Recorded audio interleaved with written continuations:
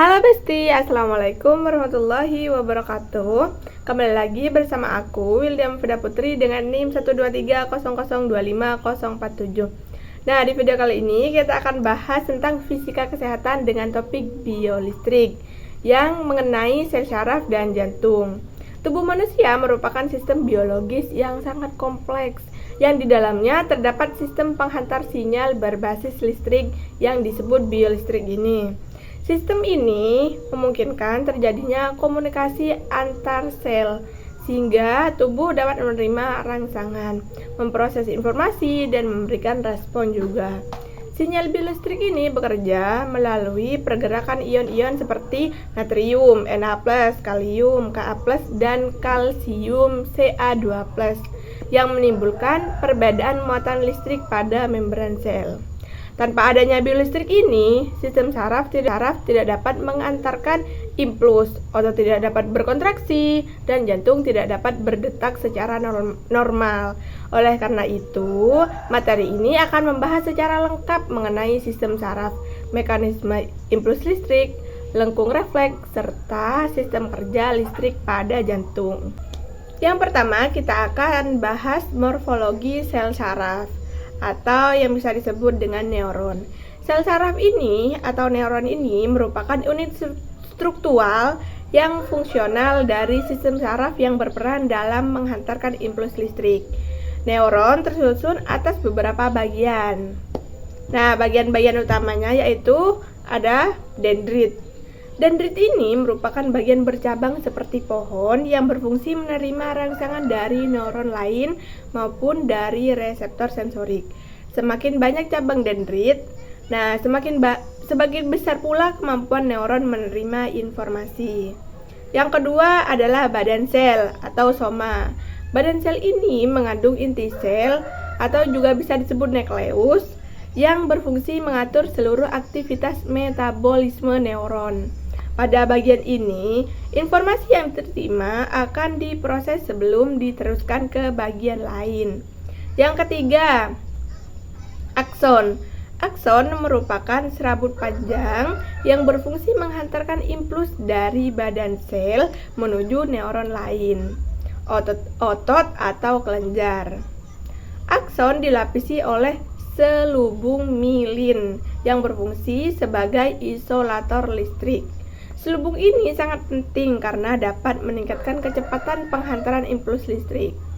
Di antara selubung mielin terdapat nodus rafir, yaitu celah yang memungkinkan impuls listrik meloncat dari satu titik ke titik lainnya, sehingga penghantaran menjadi lebih cepat dan efisien. Yang kedua, kita akan bahas depolarisasi, repolarisasi potensial aksi, dan perlambatan potensial aksi. Potensial aksi adalah perubahan muatan listrik pada membran sel saraf akibat adanya rangsangan. Dalam keadaan istirahat, sel saraf berada dalam kondisi polarisasi, yaitu bagian dalam sel bermuatan negatif dan bagian luar sel bermuatan positif. Kondisi ini terjadi karena perbedaan distribusi ion natrium dan kalium. Ketika rangsangan diterima, kanal natrium Na+ terbuka dan ion natrium masuk ke dalam sel. Akibatnya, muatan di dalam menjadi positif. Nah, proses ini yang disebut depolarisasi. Setelah itu, kanal kalium atau Ka+ terbuka dan ion kalium keluar dari sel. Hal ini menyebabkan muatan kembali menjadi negatif. Dan proses ini yang disebut repolarisasi. Terkadang terjadi kondisi hipolarisasi, yaitu muatan menjadi lebih negatif dari keadaan normal sebelum kembali stabil. Rangkaian proses ini membentuk potensial aksi yang menjadi dasar penghantaran impuls saraf. Perambatan impuls terjadi sepanjang akson. Pada akson tanpa mielin, impuls bergerak secara lambat dan kontinu. Sedangkan pada akson bermielin, impuls bergerak dengan cara meloncat dari nodus Ranvier ke nodus berikutnya yang disebut kondisi saltatori, sehingga lebih cepat dan efisien. Yang ketiga, kita akan bahas mekanisme sinyal listrik pada otot. Sinyal listrik pada otot terjadi melalui hubungan antara sistem saraf dan sistem otot. Proses ini dimulai ketika impuls saraf mencapai ujung akson, kemudian dilepaskan neurotransmitter berupa asetilkolin ke celah sinaps. Asetilkolin akan berikatan dengan reseptor pada membran sel otot, sehingga membuka kanal natrium Na+, dan menyebabkan depolarisasi pada membran otot. Selanjutnya yaitu ion kalsium Ca2+ dilepaskan dari retikulum sarkoplasma ke dalam sel otot. Ion kalsium berperan dalam mengaktifkan interaksi antara protein aktif dan miosin yang menyebabkan terjadinya kontraksi otot. Kontraksi ini memungkinkan tubuh melakukan berbagai gerakan seperti berjalan, mengangkat benda, bergerak, berlari, dan aktivitas lainnya. Selanjutnya kita bahas mekanisme sinyal listrik pada jantung. Jantung memiliki sistem listrik internal yang mengatur proses kontraksi secara otomatis dan teratur. Proses ini dimulai dari SA node, sinoatrial node yang berfungsi sebagai pacemaker alami jantung dan menghasilkan impuls listrik secara spontan. Impuls kemudian menyebar ke kedua atrium sehingga terjadi kontraksi. Atrium yang mendorong darah menuju ventricle. Selanjutnya, impuls mencapai AV node, atrioventricular node, yang memberikan panduan singkat agar ventricle memiliki waktu untuk terisi darah secara maksimal. Setelah itu, impuls diteruskan melalui berkas His dan menyebar ke seluruh ventricle melalui serabut Purkinje.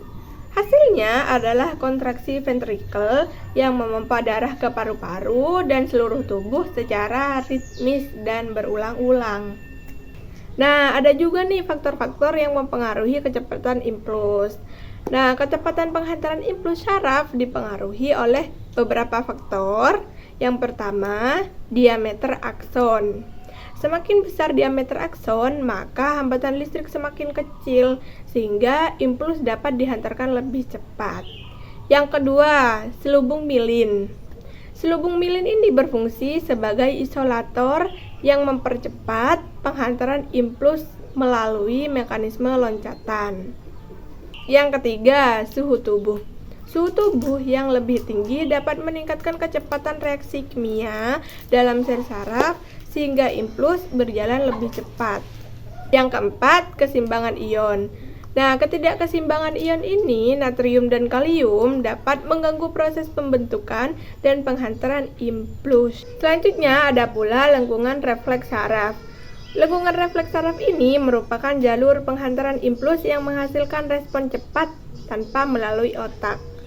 Proses ini dimulai dari reseptor yang menerima rangsangan. Kemudian, impuls diteruskan melalui neuron sensorik menuju sumsum tulang belakang. Lalu, di sumsum tulang belakang, impuls langsung diproses tanpa melibatkan otak untuk mempercepat respon. Selanjutnya, impuls dikirim melalui neuron motorik menuju efektor atau otot atau kelenjar, sehingga menghasilkan respon cepat seperti menarik tangan saat kita terkena benda panas atau benda dingin, langsung refleks. Selanjutnya kita memasuki ke morfologi jantung. Jantung merupakan organ vital yang berfungsi memompa darah ke seluruh tubuh tanpa berhenti-henti setiap waktunya.